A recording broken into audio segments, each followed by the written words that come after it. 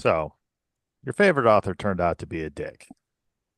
Happens to everybody. You weren't prepared for it. What are you going to do now?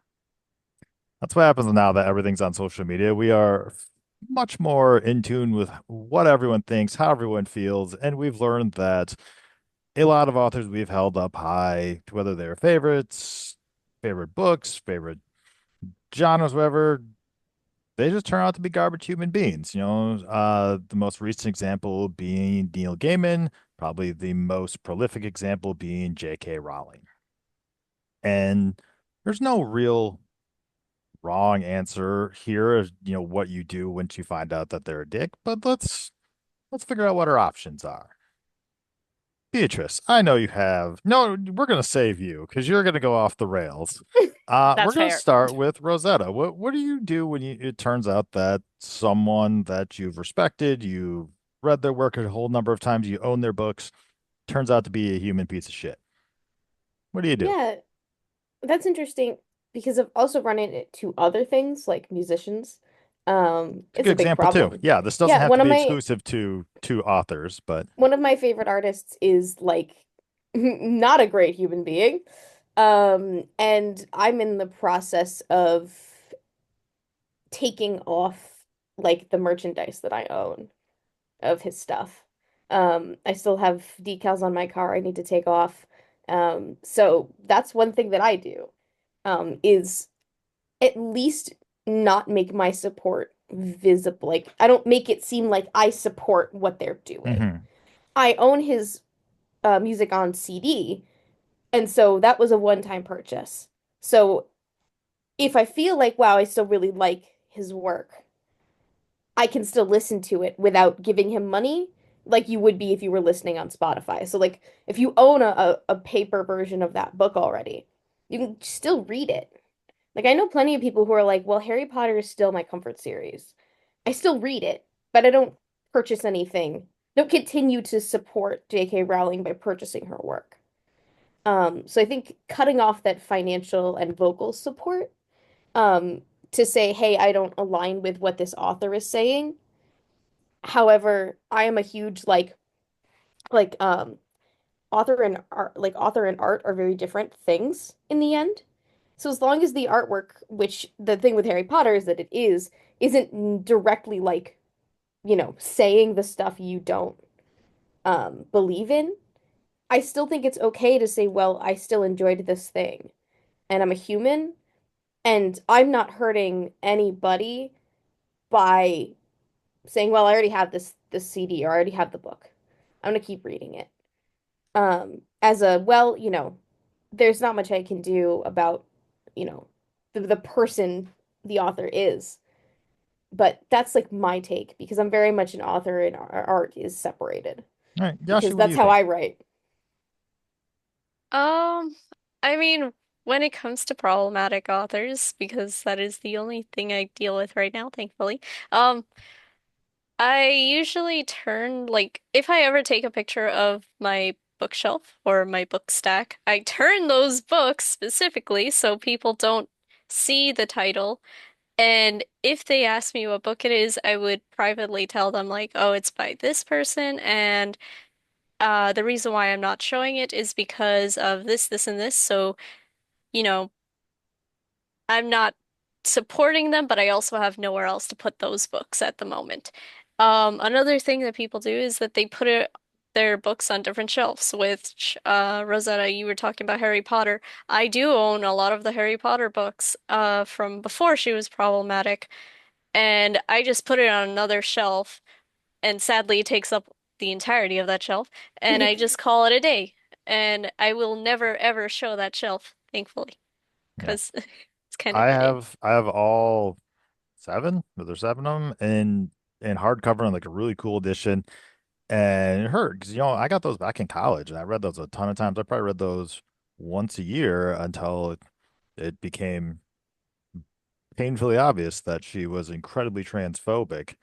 And as we continue to, I think as that generation continue to dissect those books further, they really kind of discovered that there's a lot more problems, like the representation of different minorities, Just basically blatant racism in some places, and it got bad. But my opinion is those were already paid for.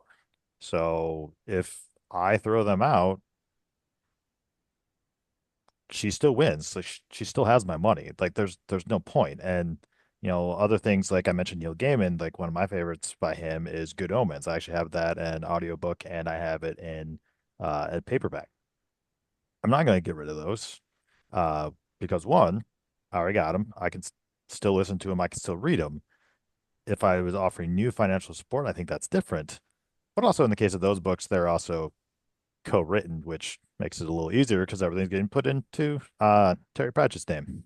So, And can I say too with JK Rowling, seems like she just decides to hate more and more people. hmm Like I have this joke with my friends that I finally got targeted by JK Rowling as an asexual person very recently, and I think it's really funny that like she just keeps finding people to hate on.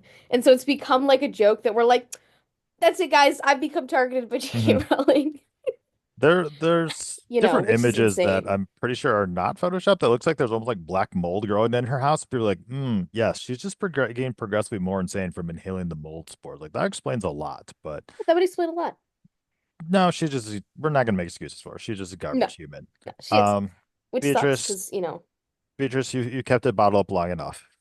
Well, the mold was sadly proven to be just awful tasting of wallpaper. I Almost would have worse. loved that it was black mold because that would explain how someone could be that trash human being. Um, I am in kind of like a similar boat, a little bit more leaning towards like a certain extreme. I think I mean, I'm a Harry Potter girly. I have a Harry Potter tattoo on my back that sometimes itches like Harry's card when Voldemort is nearby whenever someone mentions JK Rowling. And not only my comfort series, but like it really Harry Potter cemented my love for writing and for reading. It was the first book that my mom read to me my entire life. And I'm going to cry because it's like a very emotional thing. It was the first book that I read fully when I learned to read. Like I got the first three as a gift. I saw the movies and then I would try to see what the words were like in regards of like the names and stuff when I was learning to read. And it's like I think the only real memory that I have from my childhood because I do not have memories from my childhood before 7 years old. So it's like I'm prefacing all of this because it's extremely emotional for me, like the whole topic and the whole situation. And also finding that this person that I used to admire, I used to say I want to be like her when I grow up. I read her biographies, I read her stories, I read about like the struggles that she has when she was like a single mom and she was writing it. So her movies, she was always put in a pedestal within my brain. And I have learned since then that you shouldn't put human beings in a pedestal because people and people are not perfect and idealizing people is not good. And also never meet your heroes. And I used to be of the belief of like, okay, I'm just going to separate the art from the artist because I really like the series and everything. While I still acknowledge and know that it the entirety of the Harry Potter series and the Harry Potter fandom and anything Harry Potter related had such a chokehold in my development. I have chosen to distance myself entirely from Harry Potter, from reading the books and from consuming the content. Because unfortunately, and this I think has to be a personal decision from everyone. Unfortunately, it's kind of like what Tim said. The more that you try to reread it, the more that you try to go back to those happy memories that I have from my childhood, at least from me, I cannot unsee all of the problematic things that were almost injected on my brain whenever like I was reading that from the first time. The fact that it was wrong for Hermione and she was ridiculized to want the like literally to end slavery and that was seen as like wrong and stupid and please shut up this girl, and also like this nice moment of like, oh, but Ron likes her, he kissed her, instead of saying like, yeah, actually slavery is kind of wrong, why are we supporting this? Like, I it's very hard when the person is alive. It's very hard when the person is actively harming people. It's very hard when it's something that they keep constantly tying themselves to that content. They keep creating things that are in regards to the content. For me, particularly, I literally, my brain cannot stand it because it just, the more that I try to go back to it, the more it ruins my childhood. And it like shows me all of the things that I thought were okay, and behaviorally, like I was affected by those views. And I am not consuming like anything Harry Potter related. I I have my tattoo that I got, but other than that, I never bought any merch again, or the books or anything, or even used. But I am trying to kind of like heal that wound, because I do believe that it's like an aching wound in my soul, with finding things that have the things that I liked from Harry Potter without the link to all of these problematic views. Because I think it's not only that the person, like specifically I'm talking about JK Rowling, it's not only like that she particularly is a piece of shit human being. It's also that a lot of the things that occur in the books, again, what Tim said, are extremely problematic. And I read that shit when I was like, Mhm. I don't know, 5? Yeah. I think that the interesting thing about the Harry Potter fandom, really, and I can't speak to any of the other major fandoms, but it seems like that one handled it very differently than everyone else. They basically said, cool, we have completely disowned you. These are our stories now. The canon we come up with is now Yeah. canon. Get lost. And J.K. Rowling's like, oh, well, no, this person actually, and they're like, no, no, sorry, we've decided that's this. And Yeah. like All the young dudes is yeah, canon. and like Yeah. they came up with like a plan for when the Hogwarts Legacy video game was released. They're like, all right, well, we all want to play that because this is something that even though we see the problem here, like we the video game industry is now where if your game does not sell big numbers, your studio gets shut down. So there was kind of a balance of like, hey, we need to support the studio, but we don't support Rowling. So there were people who still bought it in support of, all the developers and coders and designers out there. And then the strategy was they would play it and uh then they would trade it in and then someone else could buy it from, whatever your third party store is. And then people would still get to play it, still get to live that experience and not give them money. Which But another thing that could be done with books is like buy the books used, for example. yeah. Like very similar to what you said with the Mhm. games. Yeah. I think it's interesting how, and I think people should be allowed to do this without judgment, is to reclaim a story. Because we reclaim a lot as a people. We reclaim a lot of things that have been taken from us. And I think, Beatrice's side is completely, totally valid. Like distancing yourself from it entirely.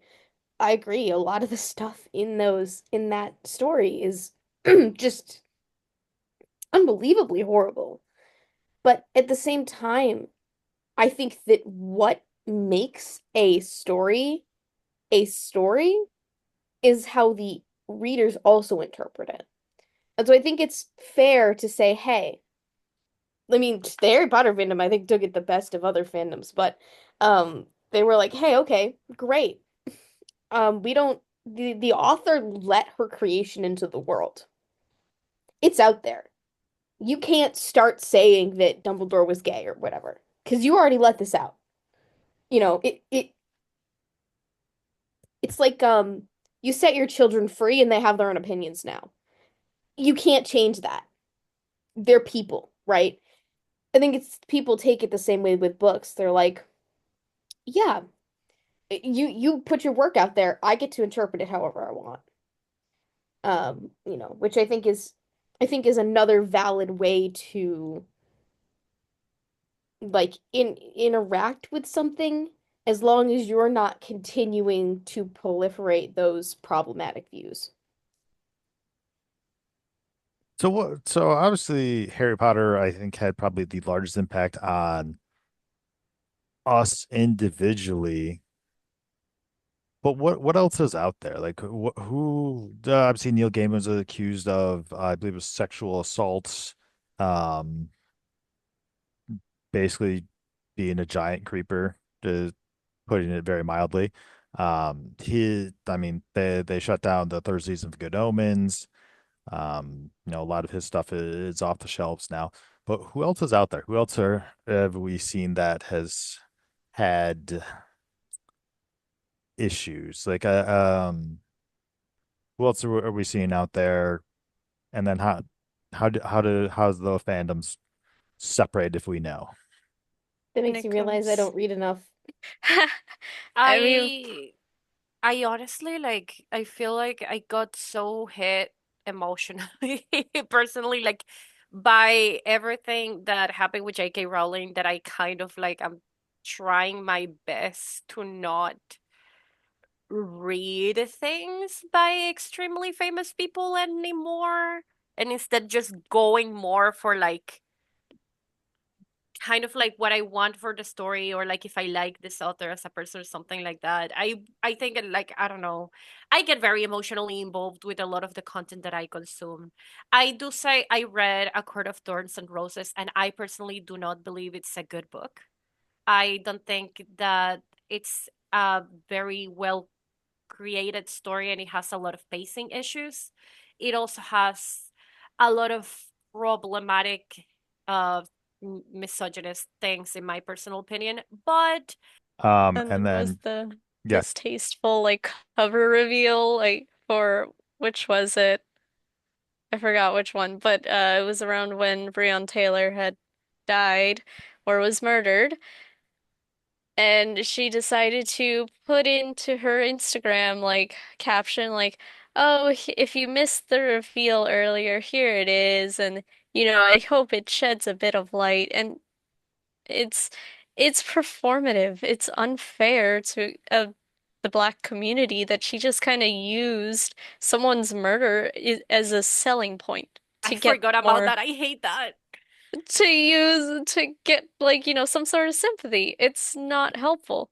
Like, oh, there's some of these authors are kind of scary. And I know when it comes to SJM, people don't really cope with it well, and that's fine.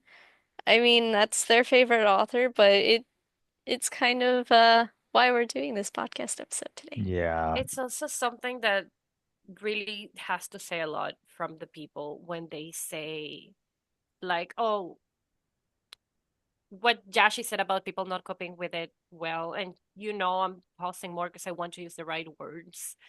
But a lot of people always say, "Oh, you guys shouldn't be supporting this person until it's a person that they are supporting." And then it's all about separating the art from the artist in voice, but at the same time, they keep giving that person money, and they keep just kind of perpetuating the idea that they honestly do not care, instead of trying to mindfully reclaim, like Rosetta said, or consume in a way that it's not going to give this person money or stuff like that. I have seen it a lot with Sarah J Maas, and also with JK Rowling. Again, I'm being in the Harry Potter fandom my whole life, saying well, yeah, she's a piece of shit, a human being, but I love Harry Potter. And then they buy a lot of Harry Potter merch. They buy all the games. They buy special editions of the books and all of that, and they keep giving her money, money, money, money, money, while saying, "No, well, I personally do not support it." When J.K. Rowling has said in interviews that the fact that she keeps getting so much money from the Harry Potter franchise tells her directly that people agree with her personal views of the world. She has said that with her own words, publicly in interviews, and people still do it. And again, I'm using her I because mean, it's the one that I know the I feel like most. that is a delusion that she is just doing just to piss people off. Like It is, she yes, knows. but it is. But at the same time, are you, as a person that is against these issues, going to continue Yeah. doing that? And I It's mean, performative. I think this is honestly more of a narrative about the issue with extreme fandoms, like people who get super into a group and then make it not necessarily, I mean, it becomes part of their personality, and then it turns out that said founder, person, whatever, is a piece of shit. Then what do? Do you divest yourself from that piece of you that's been there for so long, or do you lean in harder? And I think that's part of how we got to where we are is people weren't willing to let go when they saw they were in the wrong. They're like, nope, I'm gonna stick my head in the sand. We're gonna lean in harder. We're gonna lean in stronger, and we're gonna keep going here and stick with it. That's why I'm not in any fandoms. Um, I just cannot take the intensity of people in fandoms. I also don't consume a lot of media outside of like YouTube, but even then I'm not in the fandoms for my favorite YouTubers. Um, so because I think the extreme like attachment people have to stuff can be harmful not only to people in general, but to themselves if they go the route of digging in and not moving. You know, you continue to internalize all of this toxic messaging and you just lose yourself in it. So that's why there are things that I'm just not in any like big media fandoms. Um, you know, it's just like, no, I'm not gonna make one piece of media my entire personality. Think It's something I kind of want to add before is that these extreme fandoms also started trickling onto indie authors. Um, People are more hesitant to support indie authors or smaller authors, um, because they're afraid of getting stabbed in the back again. Like, oh, you were my favorite, author, and now you're awful. I was literally talking and ranting about it this morning to Tim, and I was like, it's sad to see, but at the same time, I can understand it. We've all become so cautious with who we're supporting and what we're supporting that we're not really sure of what to do anymore. I think potentially an answer here is you can like and support an artist, whether it be a writer, a musician, an actual artist. Um, I say actual artist isn't someone who creates art because I didn't know how else to describe that. A A sports visual figure, artist. yeah, a sports Hmm. figure, whatever. But just don't put them on a pedestal. Do not yeah. Yeah. worship them as some sort of deity. View them as a person who creates art or participates in a medium that you enjoy. I think it's when they get placed on that pedestal is when you set yourself up for failure and when there's inevitably going to be a crash.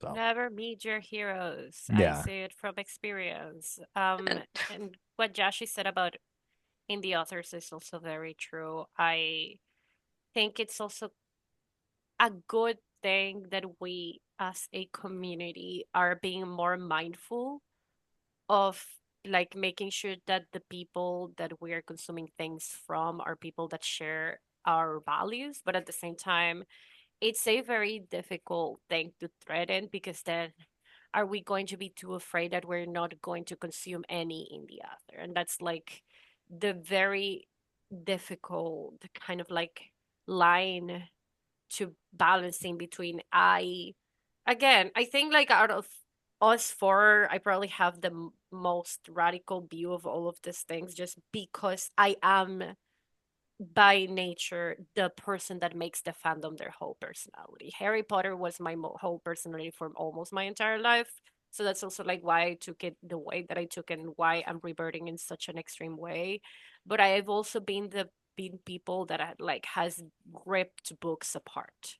I don't know if like you have seen back, like the person that is saying here, back in the day, some of the Storyforge videos and my personal videos, they have like a wall that is just entirely pieces of books. And those were books of an author that ended up being extremely problematic, into the point that I wanted to not longer have their books in my house because it literally caused me pain. And my way of reclaiming it was to create something for myself with those books that I had previously purchased, and they were mine. And I made my wall, and it was like a pretty wall that was just made of book pages. And I think it's important to just talk about this, because it's also fine if people feel strongly about these topics and they feel like for healing they need to go to these extremes for themselves. I don't think that it's okay when people impose that as a requirement on someone else, but it's important that we are still acknowledging that sometimes those actions that are a little bit more extreme are what it takes for the person to kind of like not move on, but kind of like come to terms with all of the things that happen because they affected them emotionally. And everyone's way of processing is differently. A lot of the talks that I see about these topics are very like in the middle or like to one side, but like I haven't seen a lot of like positive things telling people it is okay if you feel this strongly about this thing personally. It is okay if you absolutely hate it.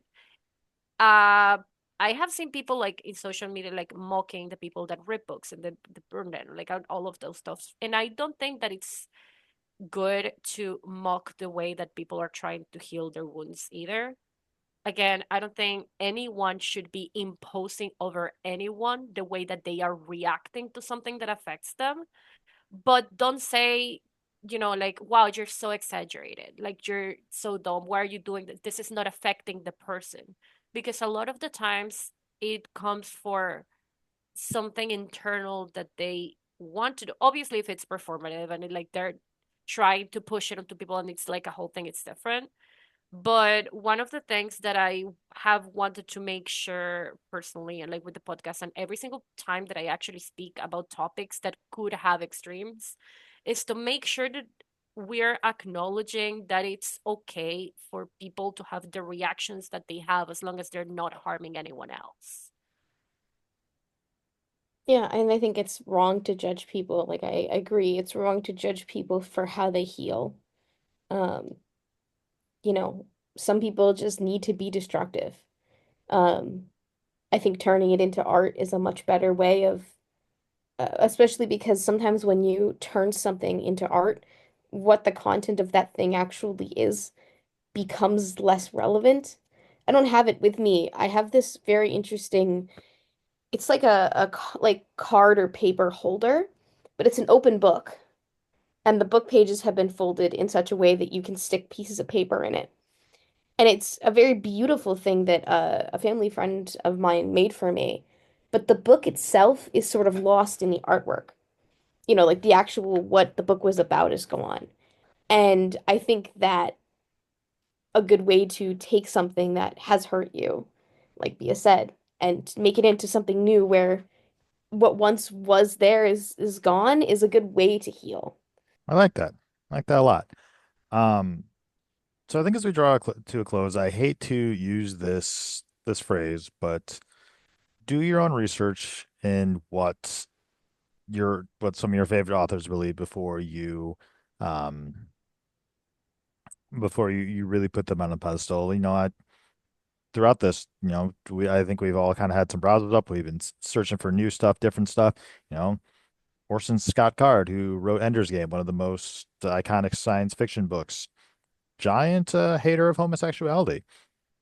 So learn who's out there, learn what they support, what they don't support, and decide how is that going to impact you if you become a super fan. Or I suppose the other option is to just Treat them as another human being who managed to write a book, play a game, create visual art, what have you. And don't deify them. Treat them as someone else. We can all do these things. Yeah. Any other thoughts? I'm Support gonna local speak. used bookstores. Used bookstores are great. Go local. Because that's one way we've just said not to give money to your favorite author, to an author that's bad. Go to used bookstore. Go local. Those places are great. And when it comes in terms for indie authors, they usually do transparency posts. Look into it if you can. If they don't have anything, there's usually some authors that would love to talk about their political views or whatever they believe, and they just don't want to put it publicly because they feel unsafe to do so. So if they do signal that they're okay with talking about it, asking is okay.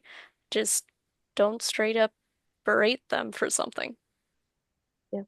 And I think it's also probably important to remember and remind people that just because an author has created a problematic character does not necessarily mean that the author themselves is problematic. Sometimes you just need a bad character. On that note, I think we're going to close out here. So just remember, publishers behaving badly. It's not you, it's them.